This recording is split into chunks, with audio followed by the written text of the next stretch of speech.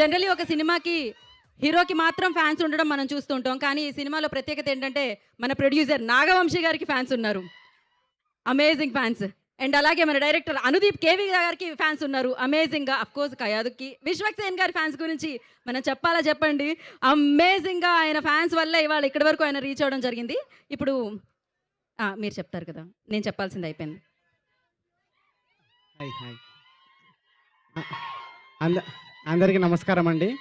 ఆహ్, ఆహ్, ఈ సినిమా గురించి చెప్పాలంటే ఇది కంప్లీట్‌గా ఫ్యామిలీ ఎంటర్‌టైనర్ అండి. మీరు ఫస్ట్ నుంచి లాస్ట్ వరకు ఫ్యామిలీతోటి ఎంజాయ్ చేసే సినిమా ఇది.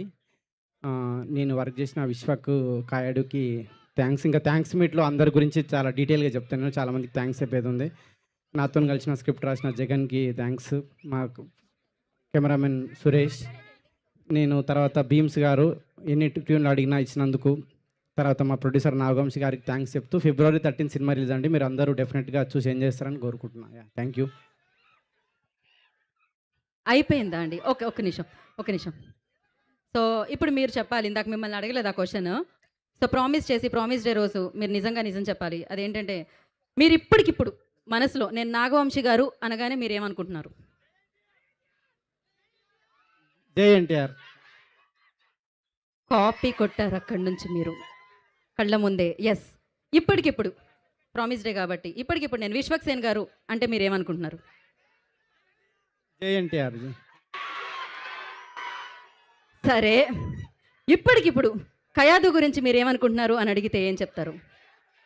జై ఎన్టీఆర్. బీన్స్ గారి గురించి? జై ఎన్టీఆర్. ఆదిత్య మ్యూజిక్ నిరంజన్ గారి గురించి? లేదు ఇప్పుడు వేరేది ఏదైనా ఇప్పండి. వేరేది ఏదైనా.